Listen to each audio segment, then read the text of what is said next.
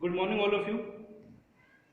Again, we are here for a new video from class 8, and the lesson is Revolt of 1857.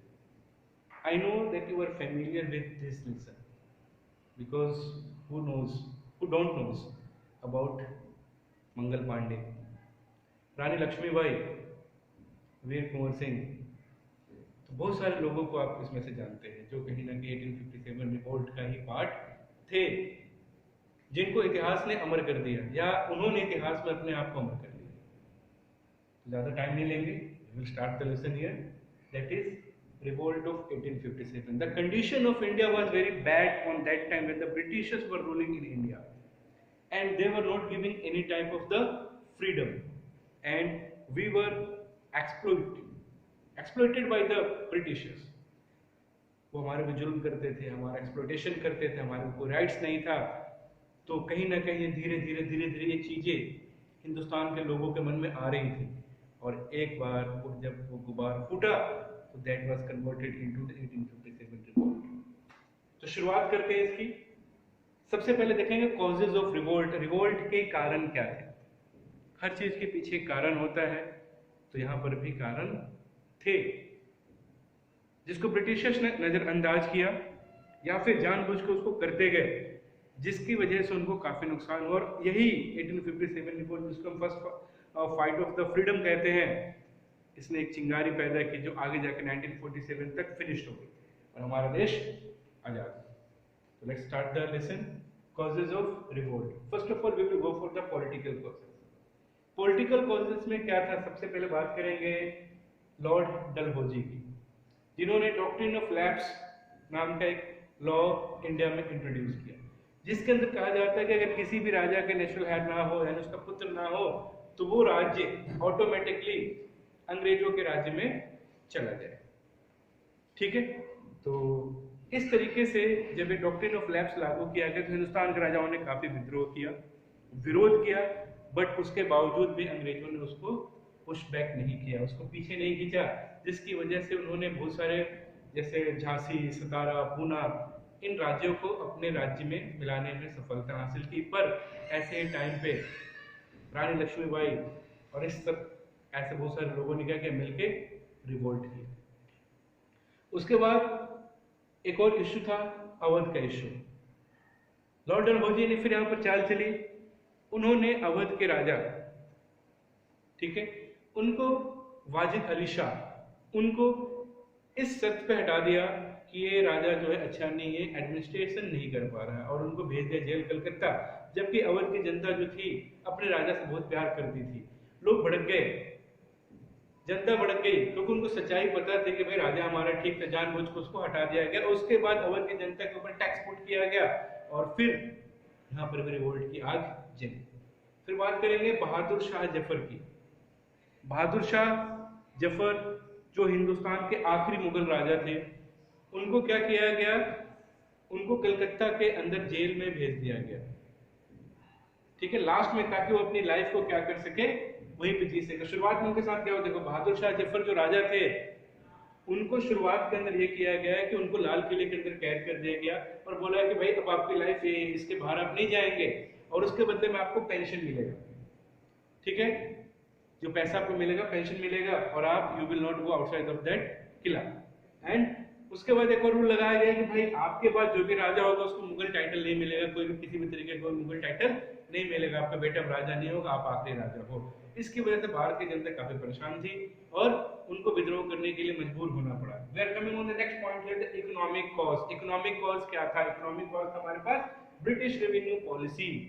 British ने जो tax लेने की policy अपनाई, जो peasant थे, किसान थे, उनके ऊपर हाई टैक्स इंपोज किया, जिसकी वजह से हमारे जो किसान थे, मजदूर थे या फिर छोटे जमींदार थे, वो लोग डेब्ट्स के अंदर डूब गए, कर्जा लिया, वो कर्जे को भर नहीं पाया और सारा का सारा खेत सब कुछ चला गया किसके पास?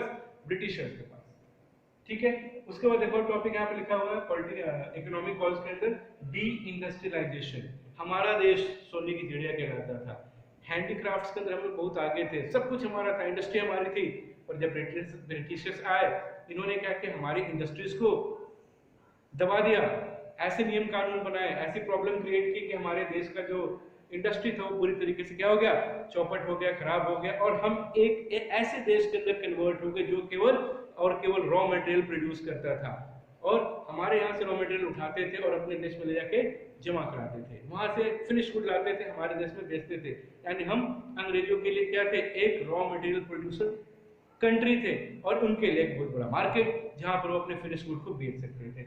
इस वजह से जो बहुत बड़ी इंडस्ट्रीज थे हमारे देश की, या किसान थे, जो कुछ भी थे, सब लोग परेशान थे, और इसकी वजह से उन्होंने क्या किया, 1857 के रिवोल्ट में पार्टिसिपेट किया।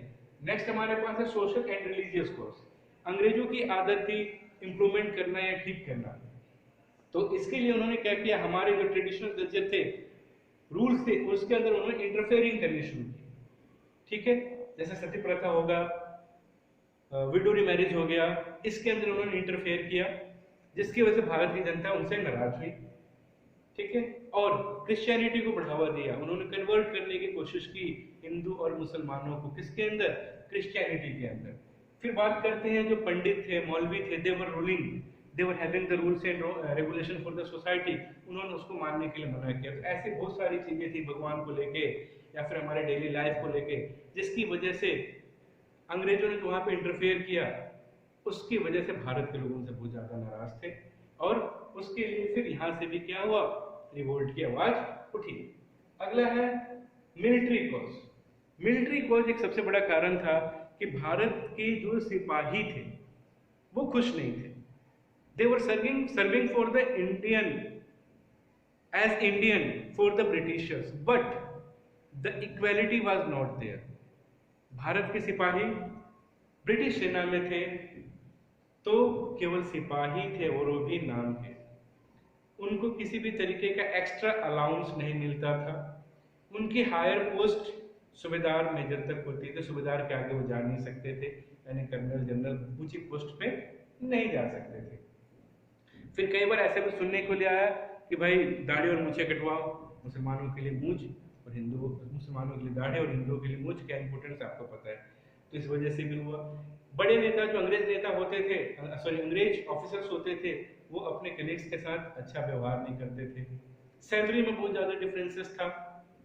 ठीक है, उनको ऐसी जगह भेजा जाता था जहाँ पे लड़ने के लिए, मतलब ज्यादा मरने के लिए भेजा जाता हो। फिर उनको अब्रॉड भी भेजा जाने लगा, और समुद्र को पार करना, नदी को पार करना बड़ा मुश्किल होता था, वो लोग नहीं चाहते थे उसको पार करना। तो ऐसी बहुत सारी प्रॉब्लम आर्मी के अंदर भी थे। स्पेशली जो सबसे ज्यादा बिग इश्यूज थे वो थे इक्वालिटी को लेके, फूड्स को लेके, और सैलरी को लेके, और प्रमोशंस नहीं होते थे। ठीक है, फिर एक कॉज आता है इमीडिएट कॉज। इमीडिएट कॉज था जिसने पूरी तरीके से 1857 रिवोल्ट को क्या किया, सेंटर में लेके आ गए। That was the case of Enfield rifle. Enfield rifle वाला जो केस था, उसने क्या किया, पूरी तरीके से 1857 रिवोल्ट की हिस्ट्री को ही बदल दिया। कैसे बदला, आप खुद देख सकते हैं कि जब इनफील्ड राइफल इंट्रोड्यूस की गई, तो इनफील्ड राइफल को इंट्रोड्यूस करते वक्त एक बंदूक जो होती है, बंदूक की जो गोली होती है, तो बंदूक की जो गोली थी उसके पीछे एक कवर हुआ करता था, और उस कवर को क्या करना पड़ता था, मुंह से निकालना पड़ता था। तो एक अफवाह उड़ाई गई, या सच्चाई अभी तक इसका पता नहीं चला है, कि उसके जो बैक साइड का कवर है वो गाय या सुअर की चमड़ी से बनाया जाता है। तो हिंदुओं के लिए गाय पवित्र थी और मुसलमानों के लिए सुअर अपवित्र था। तो दोनों ही कंडीशन में सोल्जर्स ने मना कर दिया कि भैया हम इस बंदूक से इस गोली को तो नहीं चलाएंगे। ठीक है, तो जिसकी वजह से उनको जबरदस्ती फोर्स किया गया। गुस्सा तो पहले से ही था, बाकी इश्यूज मैंने यहाँ पे बताया आपको। और फिर मंगल पांडे जैसे व्यक्ति ने वहां पे रिवोल्ट कर दिया। ठीक है, और फिर क्या हुआ सबको पता है, और इस तरीके से 1857 रिवोल्ट पूरा का पूरा चला। तो मैंने आज आपको कॉजेस बताया। नेक्स्ट वीडियो में हम इसके बारे में और अच्छी तरीके से जो इसके आगे जो कहानी होगी वी विल डिस्कस। ठीक है, see the video, enhance your knowledge. Thank you.